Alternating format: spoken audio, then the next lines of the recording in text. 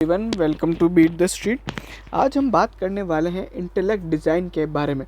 इस वीडियो में हम लोग इंटेलेक्ट डिज़ाइन का करेंगे पूरा बिजनेस एनालिसिस, पूरे बिजनेस मॉडल को समझेंगे और वहीं पे उनके fundamental analysis, financial analysis, technical analysis, share holding pattern में क्या क्या चेंजेस आए, मर्जर वगैरह जो हो रहा है और उसी के साथ जो अभी बाकी सारी चीज़ें चल रही है, मर्जर नहीं बल्कि जो बाकी सारी जो नए नए डील्स वगैरह आ रही है उससे क्या इम्पैक्ट है और शेयर प्राइस क्यों टूटा है इतने अच्छे रिजल्ट्स के बाद। ये सारी चीज़ें हम लोग डिस्कस करेंगे इस वीडियो के दौरान और एंड में हम आपको ये बताएंगे कि इसमें आपको क्या करना चाहिए, बाय करें, सेल करें, होल्ड करें, long term short term target क्या हो सकते हैं। अगर आप हमारे अभी तक टेलीग्राम चैनल से नहीं जुड़े तो जुड़ जाइए, क्योंकि वो एक नॉर्मल टेलीग्राम चैनल नहीं है, वो एक फर्स्ट ऑफ इट्स काइंड है। अगर आपको मैं बताऊं तो वहाँ पे ऑटोमेटेड फीड के थ्रू यहाँ पे सभी तरह की यहाँ पे जो न्यूज़ होती है वो यहाँ पे अपडेट हो जाती है। फॉर एग्जांपल अगर आप देखोगे तो यहाँ पे जैसे कि आप देख सकते हो ये ऑटोमेटेड सॉफ्टवेयर है जहाँ पे जितने भी बड़े बड़े न्यूज़ सोर्सेज होते हैं वहाँ से यहाँ पे ये न्यूज़ आ जाती है और ऑटोमेटिकली अपडेट हो जाती है। भले कोई भी यहाँ पे ब्रोकरेज रिपोर्ट हो, कॉल हाईलाइट्स वगैरह हो या किसी भी तरह का अपडेट हो या मैनेजमेंट अपडेट्स हो, सारी चीज़ें ऑटोमेटेड फीड के थ्रू आती है और ये अभी तक टेलीग्राम पे कोई नहीं कर रहा है, केवल हम लोग कर रहे हैं। आप इसको ज्वाइन करने के लिए क्या कर सकते हैं, बीट द स्ट्रीट सर्च कर सकते हैं, नहीं तो लिंक इन डिस्क्रिप्शन के थ्रू यहाँ पे आप जा सकते हैं और इसी में सभी तरह के अपडेट्स आपको सबसे पहले आ जाएंगे। चलिए अब हम बात कर लेते हैं इंटेलेक्ट डिज़ाइन की। जैसे कि हमारा सबसे पैटर्न रहता है कि सबसे पहले हम लोग बिजनेस समझाते हैं। देखिए बिजनेस क्या है मैं आपको सबसे पहले समझाता हूँ। कंपनी प्लेटफॉर्म और सॉफ्टवेयर डेवलप करती है, किसके लिए? फिनेंशियल सर्विसेज जो वाली कंपनी होती है उनके लिए करती है। अगर आप देखोगे तो फिनेंशियल सर्विसेज में कौन कौन सी चीज़ें आती है, जैसे कि corporate banking, retail banking, treasury, capital market, insurance, e governance solutions वगैरह। बेसिकली सॉफ्टवेयर या फिर प्लेटफॉर्म बनाने का काम करती है। अभी प्लेटफॉर्म क्या हो सकता है? फॉर एग्जाम्पल जब आप यहाँ पे इलेक्ट्रिसिटी का बिल पेमेंट करने जाते हो तो एक पोर्टल होता है, तो वो पोर्टल एक प्लेटफॉर्म है, ठीक है। और वहीं पे अगर आप समझिए कि यहाँ पे आपका कोई डेटर मैनेजमेंट सॉफ्टवेयर बनाना है, क्या पे क्रेडिटर मैनेजमेंट का सॉफ्टवेयर बनाना है। फॉर एग्जाम्पल जैसे आप ज़ीरोधा पे जाते हो तो आप वहाँ पे देखते हो कि एक पूरा कंसोल है, जैसे वो कंसोल है ना वो एक प्लेटफॉर्म है, तो उस तरह का काम करती है इंटेलेक्ट डिज़ाइन। ये सारी चीज़ें करती है और इनके मेजरली जो कस्टमर्स है ना बाहर की कंट्री से, इंडिया में तो बहुत कम कस्टमर्स हैं इनके। ओवरऑल इनका मेन जो बिजनेस आता है वो बाहर से आता है, तो ये सारा काम है बेसिकली, ये पूरा काम है। और इसके जो शेयर प्राइस में जो पिछले एक साल में इंक्रीज है वो बेसिकली इसलिए है क्योंकि डिजिटल पेमेंट की डिमांड और डिजिटल डिमांड बहुत ज़्यादा बढ़ गई है और इस कारण से इसको बहुत ज़्यादा नई नई डील्स मिली है। इसका पिछले साल से जो प्रॉफिट है वो काफ़ी ज़्यादा बढ़ चुका है और ये सारी चीज़ें। अब हम करेंगे थोड़ी बहुत यहाँ पे प्रेस रिलीज के बारे में बात। और यहाँ पे अगर आप देखोगे तो सबसे इंपॉर्टेंट बात है सोसाइटी जनरल जो बहुत बड़ा इन्वेस्टमेंट कंपनी है उससे को यहाँ पे कंपनी ने यहाँ पे अभी टैप किया है और उससे बहुत बड़ा प्रोजेक्ट मिला है। अच्छा, सॉफ्टवेयर एज ए सर्विसेज का जो इनका रेवेन्यू है वो 68% से ग्रो हुआ है Q4 के अंदर और ओवरऑल आप देखोगे 47% से FY21 में बढ़ा है। EBITDA की अगर हम बात करें तो 4 टाइम्स यहाँ पे बढ़ा है FY20 से। और वहीं पे अगर आप देखोगे पैट अगर हम बात करें तो वो यहाँ पे 2627 मिलियन रहा है, जहाँ पे पिछली बार पैट यहाँ पे 160 मिलियन था। तो आप समझ सकते हो कितनी तेज़ी से यहाँ पे ग्रोथ करी है। उसी के अलावा यहाँ पे सोसाइटी जनरल के बारे में बात की है और उसके बाद उन्हें थोड़े बहुत जो प्रोजेक्ट्स मिले हैं वो यहाँ पे ऑस्ट्रिया, जर्मनी और यहाँ पे अगर आप देखोगे US, UK, ये सभी बाहर की कंपनी से मिले, मिडिल ईस्ट, अफ्रीका, और वहाँ से इनको इस तरह की यहाँ पे डील्स मिली है, ठीक है। अब डील्स में क्या क्या हो सकता है, या तो कोई बोलेगा आप यहाँ पे सॉफ्टवेयर बना के दीजिए हमें, जैसे अभी फ़ोन पे है वो एक सॉफ्टवेयर है UPI का, ठीक है। गूगल पे है एक सॉफ्टवेयर है, इस तरह के यहाँ पे काम करती है, ठीक है। अगर आप देखोगे बाकी अगर आप देखोगे इनका जो हाई शेयर है यहाँ पे, अगर आप देखोगे high share of revenue from advance markets. और इसके अंदर एक बहुत ही इंपॉर्टेंट बात ये है कि ये जो पर्टिकुलर बिजनेस होता है ना हाई एडवांस मार्केट वाला, इसके अंदर मार्जिन ज़्यादा होता है। क्योंकि आप एक सिंपल सी बात समझो, अगर इंडिया में एक UPI ऐप बनानी है और एक जर्मनी में बनानी है तो जर्मनी में पैसा ज़्यादा मिलता है, क्योंकि वहाँ पे जो डेवलप्ड कंट्रीज़ है वहाँ पे इनकम लेवल हाई होता है, तो हर चीज़ पे पैसा ज़्यादा खर्च होता है। तो ये सारी चीज़ें होती है। और उसी के अलावा कंपनी के मार्जिन्स के अंदर यहाँ पे सुधार देखने को मिला है बिकॉज ऑफ यहाँ पे एम्प्लॉय रिलेटेड और ट्रैवल रिलेटेड जो कॉस्ट है वो यहाँ पे कम हो गई है और रेंटल कॉस्ट वगैरह जो होती है वो सब कम हुई है। अच्छा, रेवेन्यू Q4 की बात करें 10% से बढ़ता है। वहीं पे अगर आप देखोगे ये लाइसेंस AMC यानी लाइसेंस के अंदर क्या होता है, हमने इनका कोई प्रोडक्ट है वो यहाँ पे लाइसेंस के बेसिस पे देते हैं तो कंपनी यूज़ करती जाती है और लाइसेंस करके जाती है। SaaS क्या होता है, देखिए सॉफ्टवेयर एज ए सर्विस, मतलब मैं केवल है ना ब्लैक रॉक के लिए मैंने सॉफ्टवेयर बनाया है, ठीक है, और एक मैंने सॉफ्टवेयर बनाया मैंने सभी बैंकिंग कंपनीज के लिए, जो यूज़ करेगा मैं उनको पे करता, वो मेरे को पे करते जाएंगे। तो लाइसेंस और SaaS के अंदर ये फ़र्क होता है। SaaS के अंदर मार्जिन ज़्यादा होता है और उसके बाद होता है AMC यानी एनुअल मेंटेनेंस कॉन्ट्रैक्ट, सॉफ्टवेयर के अपग्रेडेशन वगैरह वगैरह जो रियल टाइम बेसिस पे जो करने रहते हैं वो सारी चीज़ें होती है। तो ये सारा इनका बिजनेस है मेनली। अच्छा, एबिटा मार्जिन और ग्रॉस वगैरह की बात करें तो ग्रॉस मार्जिन जो रहा है वो यहाँ पे 56% रहा है रेवेन्यू का, जो पिछले साल से अगर आप देखोगे 16% से ग्रो हुआ है। और वहीं पे अगर आप देखोगे इबिटा के अंदर अगर अपन देखेंगे, जो इबिटा मार्जिन यहाँ पे अगर अपन देखें तो 18% से बढ़ के अब यहाँ पे 25% ऑफ रेवेन्यू हो गया है। पैट मार्जिन की बात करें 20% पैट मार्जिन है, जो कि 97% से बढ़ा है पिछली बार से पैट। तो ये सारी चीज़ें थी। अच्छा, डील विंस की बात करें, 13 नई डील्स मिली है इनको, 12 नई डील्स मिली है, और इसकी जो कवरेज है वो 13 फाइनेंशियल इंस्टीट्यूशंस के साथ है। 4 बड़ी डील मिली जिसमें से एक सोसाइटी जनरल से मिली थी। वहीं पर अगर आप देखोगे collection and net DSO, collection मतलब कितना पैसा वापस रिकवर हो रहा है, सर्विसेज करते जा रहे हैं और उसका यहाँ पे कितना पैसा आता जा रहा है, तो वो सारी चीज़ें हैं। वहीं पे अगर आप देखोगे नेट डीएसओ का मतलब क्या है, net day of sales outstanding. अभी यहाँ पे 114 दिन का पैसा, मतलब 114 दिन की सर्विस दे दी है बट उसका पैसा अभी मिलना बाकी है, ठीक है, ये नेट आउटस्टैंडिंग चल रहा है। ये जितना ज़्यादा कम होगा ना उतना अच्छा होता है। वहीं पे थोड़ा बहुत कंपनी ने कैपेक्स वगैरह किया है 284 मिलियन का, जो यहाँ पे बढ़ गया है। अच्छा, कैश एंड कैश इक्विवेलेंट की पोजीशन में आपको बता दूं 2616 इनका कैश एंड कैश इक्विवेलेंट है, जो पिछली बार से लगभग डबल हो चुका है। कैश फ्लोज है 844 मिलियन। नेट कैश अगर आप देखोगे तो यहाँ पे लगभग 2100 मिलियन है। अच्छा, अभी नेट कैश और कैश एंड कैश में क्या फ़र्क होता है, कंपनी की थोड़ी बहुत यहाँ पे डेप्ट है, तो वो लगभग यहाँ पे 400-500 की डेप्ट है, तो वो यहाँ पे 500 मिलियन कुछ की डेप्ट होगी। जो 2600 से अगर आप उसको 500 माइनस करोगे तो लगभग यहाँ पे 510 की जो डेप्ट है उसको अगर अपन माइनस करते तो 21 हो जाएगा। ओवरऑल आप कह सकते हो कंपनी डेट फ्री है, और नेट डेट फ्री तो है ही है, नेट डेट इसका 0 है। अच्छा, FY21 की हाइलाइट्स, 11% से रेवेन्यू ग्रो होता है। और वहीं पे अगर आप देखोगे सबसे ज़्यादा ग्रोथ जो देखने को मिली है सब्सक्रिप्शन और क्लाउड रेवेन्यू से मिली है, 47% की ग्रोथ है। और वही अगर आप देखोगे सबसे बड़ा बिजनेस जो है वो AMC का के बाद अगर आप देखेंगे तो लाइसेंस रेवेन्यू जो सबसे बड़ा बिजनेस है वो 35% से बढ़ा है। अच्छा, इबिटा और मार्जिन वगैरह अपन देख चुके हैं ऑलरेडी, यहाँ पे ये सारी चीज़ें, और हर तरफ से यहाँ पे अगर आप देखोगे ग्रॉस मार्जिन और इबिटा मार्जिन के अंदर ग्रोथ देखने को मिली है। और वहीं पर अगर आप देखो कंपनी ने बोला है कि यहाँ पे जो ग्रॉस मार्जिन है 56% जो इस बार रहे थे वो इस बार अब आने वाले टाइम में भी सस्टेन होंगे, और ये सारी चीज़ें। अच्छा, इबिटा मार्जिन अभी तक कितने थे लगभग अगर आप देखोगे तो यहाँ पे 24% इस बार इबिटा मार्जिन रहा है FY21 के लिए, और वो सारी चीज़ें हैं।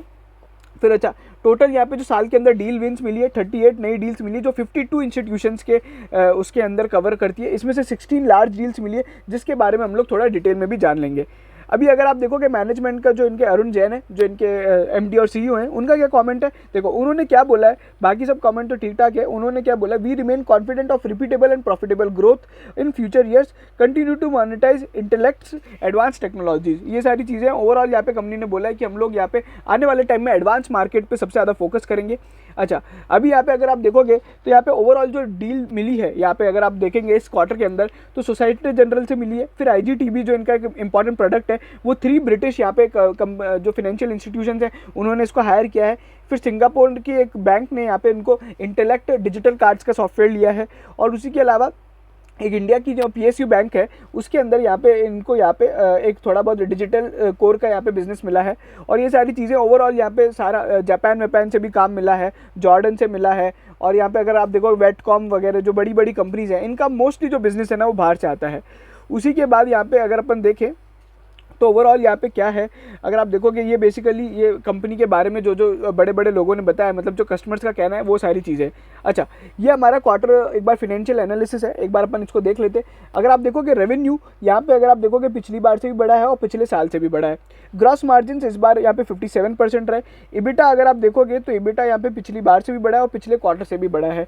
वहीं पर अगर अपन बात करें पैट की, तो यहाँ पे जो पैट है अपना वो लगभग यहाँ पे अगर 806 मिलियन रहा है, अगर आप देखते हैं तो 806 मिलियन है, और ये अभी पिछले साल से एकदम फ्लैट रहा है। पिछली बार 804 मिलियन था पिछले क्वार्टर में, और यहाँ पे पिछले साल से अगर आप देखो 410 से यहाँ पे सीधा लगभग डबल हो गया है। FY21 के अंदर आप ग्रोथ देख सकते हो, और जैसा कि मैंने आपको बताया कि ये जो मेजर ग्रोथ था यहाँ पे 2628 मिलियन का ये जो पैट के अंदर ग्रोथ है ये सबसे ज़्यादा इंपॉर्टेंट है। तो ये सारी चीज़ें ओवरऑल एबिटा के अंदर बहुत ज़्यादा यहाँ पे तेज़ी देखने को मिली है, लगभग 5 टाइम्स एबिटा बढ़ चुका है। तो यहाँ पे ये इंपॉर्टेंट है, कंपनी ने अपनी एबिटा के जो मार्जिन है ना उस पर सबसे ज़्यादा काम किया है। अगर आप देखोगे तो ये देखो ये मार्जिन जो है ना ये बढ़ गए हैं। लगभग रेवेन्यू के अंदर इतनी तेज़ी नहीं देखने को मिली जितने इबिटा और नेट प्रॉफिट के अंदर देखने मिली है। तो इबिटा और पैट और ग्रॉस मार्जिन के अंदर यहाँ पे कंपनी के ओवरऑल यहाँ पे सारी चीज़ें बढ़ी है। अच्छा, अब हम लोग थोड़ा बहुत करेंगे यहाँ पे इन्वेस्टर प्रेजेंटेशन का एनालिसिस, जहाँ पे आपको बहुत सारी इंटरेस्टिंग चीज़ें जानने को मिलेगी। अच्छा, हम थोड़ी बहुत जानकारी लेते हैं कंपनी के बारे में। Full spectrum banking solution technology product company है, capital market, retail, wealth, insurance सभी जगह काम करती है। ये अगर आप देखोगे इसको IBS इंटेलिजेंस ने नंबर 1 यहाँ पे रिटेल ट्रांजैक्शन बैंकिंग के अंदर यहाँ पे अवार्ड दिया है। 240 फाइनेंशियल इंस्टीट्यूशंस को ये लोग अभी तक काम कर चुके हैं। और वहीं पे fintech 8012 world first digital centre इन लोग ने बनाया है। और वहीं पे अगर आप देखोगे world largest cloud native API led microservices है। बेसिकली अगर आपको मैं बताऊं, ये फिनटेक के अंदर सबसे बड़े लीडर है। अच्छा, सॉफ्टवेयर डेवलपमेंट का काम इंडिया में और कौन कौन करता है, तो टाटा एलेक्सी है जो बहुत बड़ा कंपनी है, और वहीं पे हैप्पीएस्ट माइंड्स है। बट टाटा एलेक्सी किस में काम करती है, वो ऑटोमोबाइल और एंटरटेनमेंट सेक्टर में ज़्यादा है। और उसके अंदर अगर आप देखोगे तो इनका कोई भी इंडिया में लिस्टेड पीयर नहीं है, ठीक है। तो यहाँ पे आप इसका किसी से भी पीयर कंपैरिजन नहीं कर सकते, ठीक है। इंडस्ट्री वाइड आप कंपैरिजन कर सकते हो टाटा एलेक्सी से। और वहीं पे अगर आप देखते हो ये सारे इनके प्लेटफॉर्म्स और ये सारे बिजनेस है, अच्छा ये मैनेजमेंट और वो सब चीज़ें हो गई। अब यहाँ पे जो सारी जो चीज़ें होंगी ना, अब ये थोड़ी बहुत टेक्निकल होंगी, बट फिर भी अपने को यहाँ पे एक बार देख लेते हो ऊपर से। तो ये आप देख सकते हो कि कस्टमर की क्या क्या रिक्वायरमेंट्स होती है, वो ये सारी चीज़ें, हाई टेक्नोलॉजी प्लेटफॉर्म चाहिए, और यहाँ पे प्रोटेक्शन होना चाहिए, और ये सारी चीज़ें, कस्टमर एक्सपीरियंस अच्छा होना चाहिए, और बड़े बड़े ट्रांजैक्शंस को यहाँ पे करने में सक्षम होना चाहिए। वहीं पे ये सारी चीज़ें, ये कंपनी के 4-5 प्रोडक्ट्स हैं जिसके बारे में बताया गया है। अब ये और भी सारी चीज़ें हैं, और ये ओवरऑल यहाँ पे ये सब चीज़ें हैं जो कंपनी बनाती है, करती है, और ये सारा बहुत ही ज़्यादा टेक्निकल काम है। अच्छा, उसके बाद अगर आप देखोगे ये प्रोडक्ट ओवरव्यू है, ये किस तरह के बड़े बड़े प्रोडक्ट बनाती है, जिसमें से ये वाला जो LMS प्रोडक्ट है ये सबसे ज़्यादा चलता है। और उसी के बाद अगर हम देखेंगे डिजिटल कार्ड्स वाला, जिसमें अभी बहुत ज़्यादा चल रहा है। फिर एक IGTB प्रोजेक्ट है, डिजिटल कोर, ये वो वाला प्रोजेक्ट है जो गवर्नमेंट को दिया है, ठीक है। तो ये सारी चीज़ें हैं। और वहीं पे अगर आप देखोगे ब्रोकरेज सॉल्यूशंस और ये सारे ये प्रोडक्ट्स के अंदर ये लोग काम करते हैं। और उसी के अलावा अगर हम देखें iGOV, iTurmeric और IDX करके 2-3 प्लेटफॉर्म्स और डिजिटल सॉल्यूशंस हैं। अच्छा, इनकी मार्केट लीडरशिप है, 240 कंट्रीज़ में ये लोग प्रेजेंट है, और 240 कस्टमर्स हैं, और 97 इनकी कंट्रीज़ में इनकी प्रेजेंस है। वहीं पे अगर आप देखोगे एडवांस मार्केट के अंदर इनकी जो ग्रोथ है वो सबसे ज़्यादा है, और उसी के अलावा वहाँ पे रिपीटेड डील विंस वगैरह मिल रही है इनको। फिर अच्छा, कंपटीशन की बात करें, इसमें जो एक मेजर कंपटीशन है TCS फिनेकल जो कि है, अगर आप देखो फिनेकल एक सॉफ्टवेयर है, शायद आई थिंक वो इन्फोसिस का है, और TCS और इनसे यहाँ पे थोड़ा बहुत ओरेकल वगैरह से यहाँ पे इनको मेजर कंपटीशन है। बाकी जितनी भी कंपनीज है उनके आप लोग ने नाम नहीं सुने होंगे, क्योंकि ये सारी इंडिया के अंदर काम नहीं करती, ये सब एडवांस मार्केट के अंदर काम करती है। वहीं पे अगर हम देखें थोड़ी बहुत बिजनेस हाइलाइट्स के बारे में, तो ये IGTB जो सबसे इंपॉर्टेंट सॉफ्टवेयर है, ये उसके बारे में दे रखा है, थोड़ी बहुत सारी चीज़ें हैं, और ये सारा चीज़ें। अच्छा, इसकी अगर आप देखोगे लगभग 56 कंट्रीज़ में 40 कस्टमर्स हैं। HSBC, लॉयड्स बैंक जैसी, सोसाइटी जनरल जैसे बड़े बड़े कंपनीज़ ने इनको यहाँ पे ये कस्टमर को यूज़ किया जाता है। और वहीं पर अगर आप देखोगे तो इसका ओवरऑल यहाँ पे जो रेंज है, ये कहाँ काम करता है और कैसे कैसे करता है, ये उसके बारे में बताया गया है। फिर अगर आप देखोगे यहाँ पे, अगर आप देखते हैं ये डील विंस है, 18 डील विंस जो ओवरऑल यहाँ पे जो बड़ी डील्स थी, जिसके बारे में यहाँ पे मैंने बताया था कि मैं आपको बताऊंगा। इसमें से कोटक प्राइम ने यहाँ पे सबसे, और येस बैंक है जिसको आप जानते होंगे, और एक उत्कर्ष स्मॉल फाइनेंस है जो कि इंडिया की कंपनी है। बाकी सब यहाँ पे लगभग कैनरा बैंक वगैरह हैं, थोड़ी बहुत हैं यहाँ पे, बट बाकी सारी जो कंपनीज़ है वो यहाँ पे बाहर की है। अच्छा, डील्स यहाँ पे डेस्टिनी डील्स है, फिर डील अपग्रेड है, और फिर यहाँ पे अदर डील्स है, ये सारी चीज़ें हैं। अगर हम बात करते हैं कंपनी के यहाँ पे, ये थोड़े बहुत अवार्ड्स वगैरह मिले, गार्टनर से भी इनको अवार्ड मिला है, और प्रोडक्ट टेक्नोलॉजी 8 पॉइंट स्ट्रक्चर वगैरह ये सारी चीज़ें।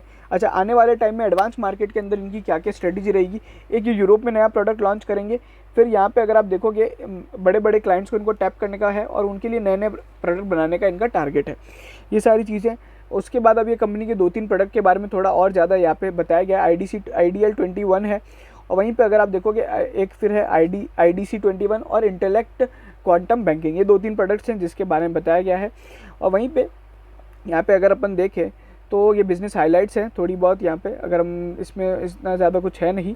अच्छा, अभी यहाँ पे एक इम्पॉर्टेंट बात क्या है कि आने वाले टाइम में जो आप देखोगे ना, फिनेंशियल परफॉर्मेंस वगैरह हम लोग ऑलरेडी काफ़ी डिस्कस कर चुके हैं।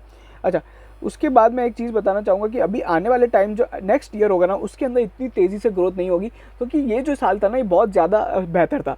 अगर आप देखोगे तो इसके अंदर वन साइड मूवमेंट था, वन साइड ग्रोथ थी, और ये बहुत ही मल्टी बैगर ग्रोथ थी। अब आने वाले टाइम में थोड़ी स्टीप ग्रोथ नहीं होगी, बट थोड़ी यहाँ पे एक फ्लैट ग्रोथ देखने को मिलेगी। और जैसा कि आप यहाँ पे देख सकते हो कि अपने को यहाँ पे थोड़ी बहुत ग्रोथ इस तरह की मिली भी थी। अगर आप देखोगे तो Q4 के अंदर ऑटोमेटिकली ग्रोथ यहाँ पे कम हो गई थी। तो ये सारी चीज़ें थी, और उसी के अलावा ये उनका पूरा वापस फिनेंशियल स्नैपशॉट है जो आप यहाँ पे देख सकते हो।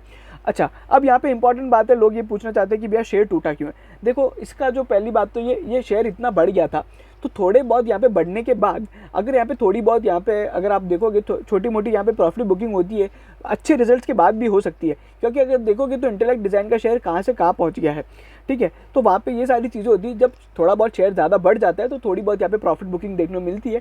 थोड़ा यहाँ पे वैल्यूएशंस को लेके कंसर्न है, बट इनके पास जो डील पाइपलाइंस है और जो डील्स है वो बहुत ज़्यादा है और बहुत सारी चीज़ें हैं। अच्छा, इसके अलावा अगर हम बात करें आने वाले टाइम में इसमें क्या देखने को मिल सकता है, तो देखिए अभी ये जो कंपनी है काफ़ी अच्छी है, ठीक है। और उसी के अलावा अगर अपन बात करते हैं यहाँ पे, ये देखो आप रेवेन्यू का जो बात है ना, ये कैसे रेवेन्यू इनका कहाँ से कहाँ पहुँचा है, ये सारी चीज़ें हैं। अच्छा, आने वाले टाइम में इनके यहाँ पे क्या होने वाला है, तो देखो ये लॉन्ग टर्म बेट के लिए बहुत ही शानदार शेयर है, ठीक है। अभी यहाँ पे जो टारगेट देखने को क्या मिल सकते हैं, एक साल के अंदर ये 2200 रुपये तक जा सकता है। और शॉर्ट टर्म के लिए मैं एक बार आपको बोलूँगा थोड़ा आप यहाँ पे और यहाँ पे वेट करें, थोड़ी बहुत यहाँ पे प्रॉफिट बुकिंग और देखने को मिल सकती है। जैसे अभी 1700-1800 का भाव लगभग आ चुका है, और उसके बाद यहाँ पे अगर आप देखते हैं तो 1650 एक अच्छा खासा सपोर्ट लेवल हो सकता है, जहाँ पे एक अच्छी खासी बाइंग देखने को मिल सकती है। सॉरी, मुझे वो शेयर प्राइस थोड़ा गलत ध्यान था। अच्छा, भाव ये है कि 700 रुपये का भी भाव चल रहा है, जो थोड़ा बहुत यहाँ पे लगभग टूट के आया है। अगर आप देखोगे 52 वीक से अगर अपन देखें तो लगभग 824 का 52 वीक बनाया था, और अभी 775 रुपये लगभग चल रहा है। आप देखोगे तो यहाँ पे थोड़ी बहुत यहाँ पे शेयर प्राइस के अंदर गिरावट देखने को मिली है। अच्छा, यहाँ पे भाव क्या हो सकते हैं, नेक्स्ट ईयर के टारगेट 1200 रुपये तक जा सकते हैं। इसके लिए अच्छी खासी रेंज जो होगी ना, वो 650 की रेंज होगी, जहाँ पे आप अच्छी बाइंग कर सकते हो। अभी भी वैल्यूएशंस ख़राब नहीं है, बट शॉर्ट टर्म के लिए अगर जिन्होंने रिजल्ट वगैरह के हिसाब से लिया था ना, वो एक बार अपने शेयर बेच के निकल जाइए, क्योंकि अब यहाँ पे इसमें कुछ होने नहीं वाला है। मीडियम टर्म वालों के लिए मैंने बता दिया 650 एक अच्छा खासा एंट्री लेवल हो सकता है, और जिन लोग ने लॉन्ग टर्म के लिए होल्ड कर रखा है ना, वो बिल्कुल होल्ड करके रखे। इसके ग्रोथ प्रोस्पेक्ट्स बहुत ज़्यादा अच्छे हैं और ये बहुत ही बढ़िया ग्रोइंग कंपनी है। अच्छा, ये सारे स्टडी ग्रोथ है रेवेन्यू के अंदर। फिर इनकी जो जोग्राफिकल प्रेजेंस है, अगर आप देखोगे ओवरऑल यहाँ पे Q4 FY20 में, जैसे कि अगर अपन देखें एडवांस मार्केट से 55% बिजनेस आया है, और वहीं पे अगर आप देखोगे तो इमर्जिंग मार्केट से यहाँ पे 59 है, और इंडिया से जो बिजनेस होता है ना वो बहुत कम है, तो लगभग 16% का बिजनेस। फिर यहाँ पे आप देख सकते हो ये पैट वगैरह है, पैट और एबिटा कैसे कंपनी का बड़ा है। तो ओवरऑल आप जो देखोगे ये बहुत ही ज़्यादा बढ़िया कंपनी है। और वहीं पे नेट कैश और ये कलेक्शंस वगैरह के बारे में हम लोग ने बात किया था। अच्छा, हेल्दी डील पाइपलाइंस की अगर हम बात करें तो ये जो डील पाइपलाइंस है ना, ये बहुत ज़्यादा है। अगर आप देखोगे लगभग यहाँ पे $573 मिलियन की यहाँ पे इनके पास डील पाइपलाइंस है। तो ये सारी चीज़ें, और अगर आप देखोगे 41,741 मिलियन यहाँ पे जो INR में है, तो ये सारी चीज़ें हैं। इनका जो हेल्दी पाइपलाइन है, मतलब ग्रोथ और रेवेन्यू के प्रोस्पेक्ट्स बहुत ही अच्छे हैं। और वहीं पर अगर आप देखोगे तो ये कंपनी ने बताया कि डेस्टिनी डील्स कितनी हुई है, एवरेज डील साइज़ कितना था, और यहाँ पे टोटल अपॉर्चुनिटीज़ का कंट्रीब्यूशन यहाँ पे कितना है। तो ये सारी चीज़ें हैं, ये Q-on-Q बेसिस पे कंपनी ने एनालिसिस किया है। अच्छा, अभी यहाँ पे अगर आप देखोगे ओवरऑल ये जो डील्स है ये कैसी कैसी हैं, बड़ी डील्स कितनी है और लॉस डील्स कितनी है। अच्छा, इन लोग ने डील्स कितनी परस्यू करी है और उनमें से कितना वॉन हुआ है और कितना यहाँ पे लॉस वगैरह है, और ये सारी चीज़ें। तो यहाँ पे ये Q4 FY21 का पूरा चिट्टा बिट्टा है। अच्छा, यहाँ पे अगर आप देखोगे बड़े बड़े जो डील्स है, यहाँ पे सबसे बड़ा जो 50 करोड़ से हाई वैल्यू जो डील्स होती है वो लगभग 43 है, ठीक है। उसके बाद फिर यहाँ पे 50 करोड़ से बड़ी डील्स यहाँ पे 8 हैं, और 15 यहाँ पे छोटी मोटी डील्स है 30 से 50 में, और 20 से 30 के अंदर 20 करोड़ की डील्स है। यहीं पे अगर आप देखोगे रेवेन्यू मिक्स है कंपनी का, कहाँ कहाँ से बिजनेस आता है, ये बेसिकली करेंसी वाइज दिया हुआ है। तो INR में जो बिजनेस आता है ना वो 20% है, और बाकी सब बिजनेस यहाँ पे दूसरी करेंसी से आता है। सबसे ज़्यादा 37% यहाँ पे उससे US से आता है, और वहीं पे यूरो और यहाँ पे जो GBP है इससे, जो कि यूरोपियन कंट्रीज़ की करेंसी है, ये वहाँ से आता है। ये फिनेंशियल रिजल्ट्स का स्नैपशॉट है, जहाँ पे ग्रॉस मार्जिन वगैरह हम लोग ने चीज़ें बात करी थी। मैनेजमेंट ऑब्जर्वेशन हम लोग ऑलरेडी बात कर चुके। अच्छा, यहाँ पे अगर आप देखोगे तो यहाँ पे जो कस्टमर सपोर्ट और एसोसिएट्स के अंदर यहाँ पे अभी ये कोविड अपडेट है। अगर आप देखोगे तो कोविड अपडेट्स में ज़्यादा कुछ बताया नहीं है। ओवरऑल यहाँ पे सभी जो अपना करते हैं, ये इंटेलेक्ट का स्टॉक प्राइस है जो आप देख सकते हो कहाँ से कहाँ चला गया है, ये आपके सामने है। अच्छा, अब थोड़ी बहुत वैल्यूएशंस वगैरह की बात कर लेते हैं हम लोग। उसके लिए हम लोग चलते हैं यहाँ पे, थोड़ा बहुत देख लेते हैं वैल्यूएशंस को लेके क्या क्या यहाँ पे ग्रोथ प्रोस्पेक्ट्स दिख रहे हैं। अच्छा, अभी हम बात करें वैल्यूएशंस की, तो यहाँ पे 41 के पी पे ट्रेड हो रहा है, ठीक है। इसका करंट प्राइस लगभग यहाँ पे ये जो 823 है, ये पता नहीं अपडेट नहीं है, ठीक है। तो लगभग 40 के पी पे ट्रेड हो रहा था, अभी तो थोड़ा बहुत यहाँ पे प्राइस गिर गया है, तो ये पी और कम हो जाएगा।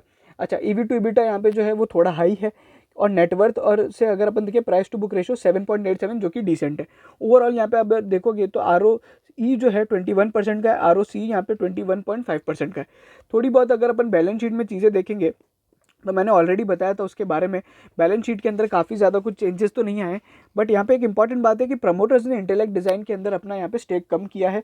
और वहीं पे अगर आप देखोगे तो 3% से लगभग एफआईआईज ने अपना स्टेक बढ़ाया है और डीआईआईज ने भी अपना स्टेक कम किया है। पब्लिक शेयर होल्डिंग यहाँ पे लगभग 39% की है, जिसके अंदर बहुत बड़े बड़े जो शेयर होल्डर्स है, जिसमें से अगर आप देखोगे मंजू जैन है, मुकुल अग्रवाल है, और मुकुल अग्रवाल ने भी अपना थोड़ा बहुत स्टेक यहाँ पे कम किया है, और ये थोड़े बहुत और शेयर होल्डर्स है। अदर्स के अंदर यहाँ पे कौन कौन है, तो इसमें ज़्यादा और कोई बड़ा शेयर होल्डर नहीं है, सब 1% से कम के हैं। एफआईआईज की बात करें तो इसमें अमांशा होल्डिंग्स है सबसे बड़ा, उसने भी अपना स्टेक कम किया है। और अगर आप देखोगे तो यहाँ पे ओवरऑल जो यहाँ पे बिजनेस है, यहाँ पे ये ऐसा रहा है। और जो अभी स्टेक जिन लोग ने बढ़ाया है वो अशोका इंडिया अपॉर्चुनिटीज़ फंड है, और एडीआई है, अबू धाबी और वैनगार्ड, इन लोग ने सबसे ज़्यादा अभी स्टेक खरीदा था। और ये सारी चीज़ें, बाकी प्रमोटर्स का स्टेक लगभग ठीक है। अच्छा, टेक्निकली अभी ये स्टॉक कैसा है, तो देखो अभी क्या है, ये थोड़ा बहुत यहाँ पे ओवर सेलिंग हो रही है। इसके अंदर अगर आप देखोगे थोड़ी बहुत यहाँ पे ओवर सेलिंग हो रही है, तो यहाँ पे हमको थोड़ा बहुत कॉशियस हो जाना चाहिए। और सपोर्ट की अगर हम बात करें तो अभी जो सपोर्ट है 700 रुपये का है, तो लगभग वही मैंने बताया था कि 700 रुपये के सपोर्ट पे ही आप एक बाइंग कर सकते हैं। जो शॉर्ट टर्म ट्रेडर्स थे ना, जो यहाँ पे इंटेलेक्ट डिज़ाइन में घुस के यहाँ पे कमा के निकलने वाले थे, अब उनको एक बार एग्जिट कर लेना चाहिए। थोड़ा बहुत यहाँ पे अभी यहाँ पे बेयरिश पैटर्न चलेगा। ओवरऑल यहाँ पे जो ग्रोथ आउटलुक्स वगैरह है कंपनी के बहुत ही स्ट्रॉन्ग है, आने वाले टाइम में इससे भी अच्छी परफॉर्मेंस देखने को मिलेगी। बट अगर आप वाई या फिर क्यू ऑन क्यू बेसिस पे ग्रोथ को यहाँ पे कंपेयर करते हो ना, तो इतनी अच्छी नहीं मिलेगी। ठीक है, हो सकता है फ्लैट ग्रोथ भी आए, क्योंकि कंपनी ने जो बिजनेस इस बार जितना हासिल किया है, जरूरी नहीं है हर बार इतना बिजनेस हासिल कर पाए। ठीक है, तो ये गोल्डन ईयर था। अब गोल्डन ईयर के बाद थोड़े बहुत डिसेंट ईयर आएंगे। बाकी कंपनी के ग्रोथ प्रोस्पेक्ट्स बहुत अच्छे हैं, और ये ऐसी कंपनी जो कोविड-19 के इम्पैक्ट से कुछ भी इनको फर्क नहीं पड़ता है। ओवरऑल अगर आप देखोगे ये कोविड-19 से ही ये बड़ी है, और ये सारी चीज़ें। अच्छा, रेजिस्टेंस अगर आप ऊपर में देखोगे तो 854 लगभग यहाँ पे जो इनका 52 वीक हाई है वो यहाँ पे रेजिस्टेंस है। तो ये सारी चीज़ें तो मैंने आपको बता दिया है कि 1200 रुपये के टारगेट रहेंगे एक साल के लिए। वहीं पर अगर आप शॉर्ट टर्म टारगेट की बात करें तो सबसे पहले यहाँ पे 700 रुपये तक के लेवल्स पे एक अच्छी खासी बाइंग देखने को मिलेगी, और वहीं पे उसके बाद यहाँ पे 650, तो इस रेंज में आप यहाँ पे बाय कर सकते हैं। उसके बाद जो लेवल्स बनेंगे वो वापस सबसे पहले 800 और 850 तक के लेवल्स देखने को मिल सकते हैं। तो ये सारी चीज़ें ओवरऑल ये कंपनी के स्ट्रॉन्ग आउटलुक्स है। और आज हम लोग ने जान लिया इंटेलेक्ट डिज़ाइन के बारे में सारी चीज़ें, कंपनी काम क्या करती है, कंपनी के बिजनेस में क्या क्या हो रहा है, फिनेंशियल एनालिसिस, टेक्निकल एनालिसिस, और वहीं पे हम लोग ने शेयर होल्डिंग पैटर्न में भी सारी चीज़ जान ली कि किसने कितना कितना शेयर कमाया है और कितने कितने बेचे हैं। इस तरह का पूरा डिटेल इंसाइट हम लोग ने कर लिया है, और मैं मानता हूँ कि यहाँ पे यूट्यूब पे यहाँ पे किसी ने इतना डिटेल व्यू यहाँ पे नहीं डाला होगा। तो अगर आपको ये पसंद आया तो लाइक कीजिए, शेयर कीजिए सभी इंटेलेक्ट डिज़ाइन के शेयर होल्डर्स के साथ, सब्सक्राइब जरूर कीजिएगा हमारे चैनल को सभी तरह के यहाँ पे अपडेट्स जानने के लिए, और एकदम डिटेल इंसाइट के लिए और फंडामेंटल एनालिसिस के लिए। अगर आपको कोई भी स्टॉक मार्केट रिलेटेड क्वेरी है तो आप हमें व्हाट्सएप कर सकते हैं, जिसका लिंक हम लोग ने डिस्क्रिप्शन में दे रखा है। वीडियो देखने के लिए बहुत बहुत धन्यवाद।